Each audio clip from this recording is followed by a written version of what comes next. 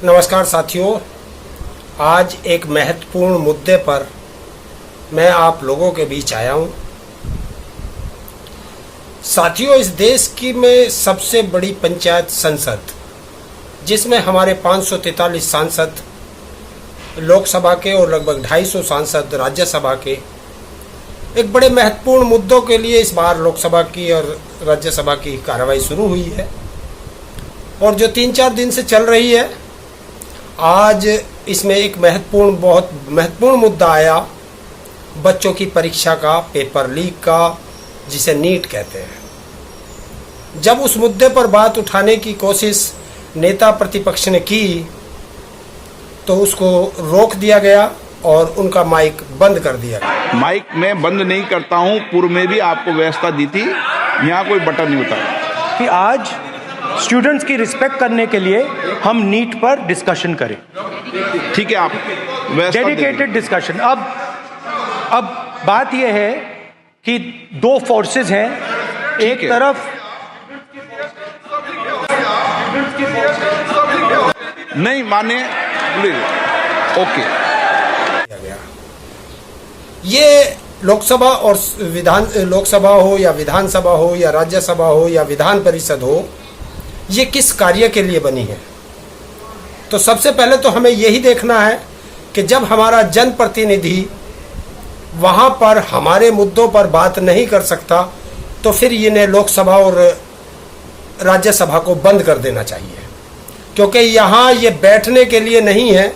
ये हमारे टैक्स के पैसे की, करोड़ों रुपए घंटा हमारे टैक्स का पैसा यहाँ खर्च होता है और कानून मंत्री आकर के कहता है कि ये गैर संसदीय है। क्या बच्चों की परीक्षा लीक होना, पेपर लीक होना, भ्रष्टाचारियों को सजा दिलाना, ये संसद का काम नहीं है तो फिर किसका काम है? क्या हमारा जनप्रतिनिधि वहाँ जो हमने चुन के भेजा है वह ऐसो आराम के लिए भेजा है? जो ये जनप्रतिनिधि हमारे टैक्स के पैसे पर ऐसो आराम करते? क्या भ्रष्टाचार का मुद्दा लोकसभा में नहीं उठना चाहिए? क्या इन जो ये राजनेता, कुछ राजनेता जो दलाली कर रहे हैं, इनका मुद्दा वहाँ नहीं उठना चाहिए? तो इनको दलाली करने देना चाहिए।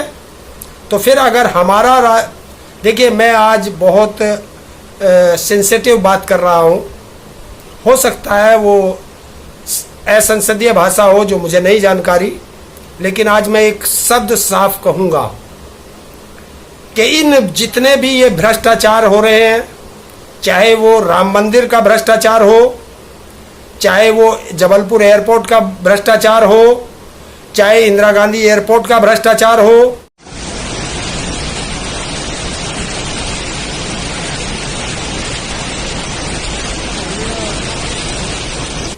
चाहे बच्चों के पेपर लीक का भ्रष्टाचार हो, चाहे पुलिस भर्ती का भ्रष्टाचार हो, इन सब भ्रष्टाचारों में नरेंद्र मोदी इन्वॉल्व है। क्योंकि अगर कोई दीवार गिरती है, अगर कोई दीवार गिर जाती है और उससे किसी को चोट लग जाती है तो उस दीवार का मालिक पकड़ा जाता है। और जब दीवार गिरने पर, किसी को चोट लगने पर अगर दीवार का मालिक जिम्मेवार है तो देश के अंदर कोई भी घोटाला हो, उस विभाग का मंत्री उसका जिम्मेवार है। और अगर वो जिम्मेवार नहीं है तो फिर ये मंत्री किस काम के हैं? क्या कार्य के लिए पैसे लेते हैं? क्या कार्य के लिए हमारे टैक्स के पैसे पर ऐसो आराम करते हैं? अगर ताली कप्तान को है तो गाली भी कप्तान को है। देखिए, किसी भी चोर को आश्रय देना उतना ही बड़ा अपराध है जितना बड़ा चोर करके आया है। पेपर लीक हो या राम मंदिर लीक हो या सड़क लीक हो या कोई पुल लीक हो, चाहे जबलपुर का एयरपोर्ट लीक हो, चाहे दिल्ली का एयरपोर्ट लीक हो, चाहे 70 परीक्षाओं के पेपर लीक हो, चाहे नीट का पेपर लीक हो, इन सब जो लीकेज हो रही है, इस लीकेज का मालिक कौन है? इसका जिम्मेवार कौन है? आज देश का प्रधानमंत्री क्यों नहीं बोलता? ये संसद में क्यों नहीं चर्चा होने दी जा रही? और अगर कोई चर्चा करना चाहता है तो उसका माइक बंद क्यों किया जाता है? और जो लोकसभा के अध्यक्ष महोदय बैठे हैं वो कह रहे हैं कि मैं माइक नहीं बंद करता, तो फिर ये माइक जब राहुल गांधी या विपक्ष का कोई नेता बोलता है ये माइक तभी क्यों बंद होता है? तो इस माइक बंद करने का जिम्मेवार कौन है?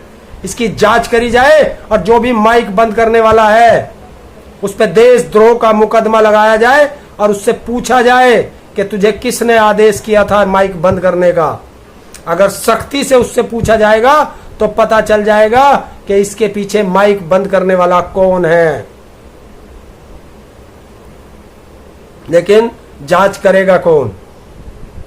जांच कराएगी अब इस देश की जनता। जनता ही सब सर्वोपरि है। जिस तरह तानाशाह को मजबूत सरकार से मजबूर सरकार पे ला करके खड़ा कर दिया है, हो सकता है आगे आने वाले चुनाव में इनका सफाया भी ये जनता करेगी। क्योंकि जिन बच्चों के पेपर लीक हो रहे हैं, जिन बच्चों का भविष्य बर्बाद किया जा रहा है, और ये 26 लाख बच्चे नहीं हैं, 140 करोड़ लोगों की जीवन इन बच्चों के हाथ में जाने वाला था। जो इसमें से अच्छे अच्छे डॉक्टर बनते, कोई इंजीनियर बनता, कोई कुछ बनता, तो ये भविष्य बर्बाद करने का एक सबसे अच्छा इन्होंने तरीका निकाला है। और जो बच्चों का भविष्य बर्बाद करेगा, इन बच्चों ने भी कसम खा ली है कि उनका भविष्य बर्बाद कर देंगे। अपने अपने जनप्रतिनिधि पर हर व्यक्ति को नजर बना करके रखनी पड़ेगी और देखना पड़ेगा कि जो जनप्रतिनिधि हमने चुन करके संसद में भेजे हैं वो संसद में जाकर के हमारे मुद्दे पर सवाल उठा रहे हैं, सरकार से जवाब मांग रहे हैं, या सरकार की चाटुकारिता कर रहे हैं, सरकार की दलाली में हिस्सेदारी बांट रहे हैं। ये अब हमें देखना पड़ेगा। और अगर जो भी इसमें संलिप्त पाया गया, जिसने भी हमारे मुद्दे सरकार से नहीं उठाए, पार्लियामेंट में नहीं उठाए, तो अब जनता उनसे सीधा जवाब लेगी। और मैं तो एक ही चीज कहना चाहता हूं कि साथियों, समय है, नजर बना के रखें। और जो जो ये भ्रष्टाचार हो रहे हैं, इस भ्रष्टाचार में नरेंद्र मोदी इन्वॉल्व है, और जो भी राजनीतिक पार्टी नरेंद्र मोदी का साथ दे रही है, वो राजनीतिक पार्टी और उस राजनीतिक पार्टी के नेता और सांसद, विधायक, वो सब इन्वॉल्व है इस भ्रष्टाचार में, और ये भ्रष्टाचार का अड्डा बन चुकी है। तो जब ये सांसद वहां जाकर के बिकते हैं, ये एक सांसद नहीं बिकता, वो पूरी एक लोकसभा बिक जाती है। उस लोकसभा के हर वो वोटर जिसने उसे वोट दिया या जिसने उसे वोट नहीं दिया, उन सबको बेच करके वो दलाली करता है, वो सांसद, वो विधायक। तो साथियों, मैं इसी मुद्दे पर आया था कि आप लोग अपने अपने सांसदों पर नज़र बना के रखें, ये हमारी बात वहाँ उठा रहे हैं या नहीं। अगर बच्चों का, देखिए मैं एक चीज़ चाहता हूँ, मैं आज एक उदाहरण के तौर पर आपको एक बात बताता हूँ कि आज से 10 साल पहले आपके दादाजी गुजर गए। आप उनकी बात करेंगे या आपके पिताजी अगर आज हॉस्पिटल में हैं तो पहले अपने पिताजी को दवाई दिलवाएंगे या अपने दादाजी की हत्या या मृत्यु कैसे हुई उस पर चर्चा करेंगे? गौर कर लेना, दादाजी की बात बाद में भी की जा सकती है, लेकिन पहले पिता को बचाना बहुत जरूरी है। उसी तरह संसद में और मुद्दे बाद में भी उठाए जा सकते हैं। सबसे पहले बच्चों के भविष्य को बर्बाद करने वाले इस नीट के दलालों को पकड़ना बहुत जरूरी है। इसके पीछे किस किस राजनेता का हाथ है, इनको पकड़ना बहुत जरूरी है, वरना आज इन बच्चों का फिर भविष्य बर्बाद हुआ। अगर फिर परीक्षा हुई तो ये फिर वही काम करेंगे और फिर बच्चों का भविष्य बर्बाद करेंगे। तो इसलिए ऐसे जो भ्रष्टाचारी हैं, वो चाहे राजनेता है, चाहे कोई अधिकारी है, चाहे कोई मंत्री है, इन सब का पर्दाफाश करना बहुत जरूरी है। और संसद में अगर कोई चर्चा को रोके और चर्चा पर कोई बहस ना होने दे तो समझ लेना वो भी आपका सबसे बड़ा दुश्मन होगा, आपके बच्चों का और आपके भविष्य का को बर्बाद करने वाला इंसान होगा। उनसे सावधान रहना। फिर किसी एक मुद्दे पर फिर आपके बीच आऊंगा। धन्यवाद।